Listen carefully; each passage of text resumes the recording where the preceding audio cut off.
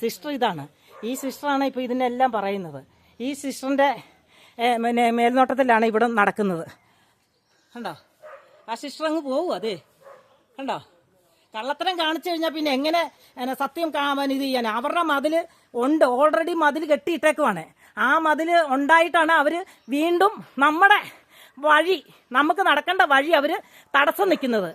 ഇത് ന്യായമായ കാര്യമാണോ?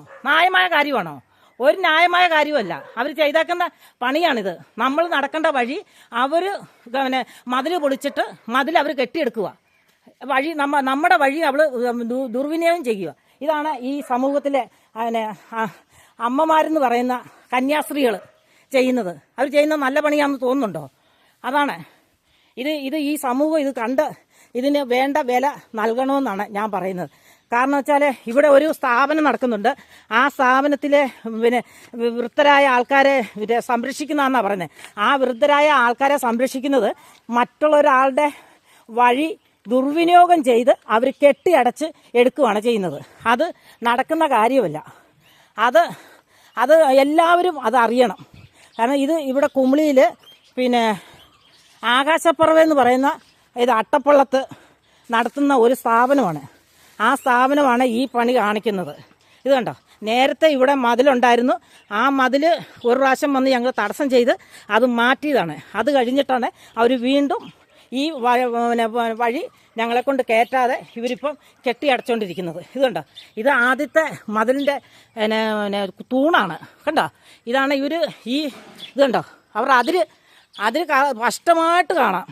ഇത് കണ്ടോ, അത് കഴിഞ്ഞിട്ട് അവർ എത്ര അടി ഇങ്ങോട്ട് കയറ്റി എടുത്തേക്കുന്നതൊക്കെ അവരുടെ അതിര് സ്പഷ്ടമായിട്ട്. ഇത് കണ്ടോ, ഇതാണ് ഇവരുടെ അതിര്. ഈ അതിരാണ് ഇവർ കയറ്റിയെടുത്ത് നമ്മുടെ വഴി ഇല്ലാതാക്കുന്നത്. ഇത് കണ്ടോ, ഇതാണ് കണ്ടോ, ഇതാണ് ഇവർ ചെയ്യുന്ന പണി. ഇത് ഇവരുടെ മതിൽ കെട്ടിയിട്ടേക്കോ. ഇത് കണ്ടോ, എന്നിട്ട് അവരുടെ കെട്ടിയിട്ടിട്ട് അവർ കയറി എടുക്കുന്ന സ്ഥലം കണ്ടോ. ഇത് നമ്മുടെ വഴിയാണ്. ഈ വഴിയാണ് ഇവർ നമ്മുടെ വഴി. ഇത് കണ്ടോ, മതിൽ വലിയ രീതി കെട്ടിവെച്ചേക്കുന്നുണ്ടോ. എന്നിട്ട് ഇവർ ഈ കാണിക്കുന്നത് ശരിയാണെന്ന് തോന്നുന്നുണ്ടോ?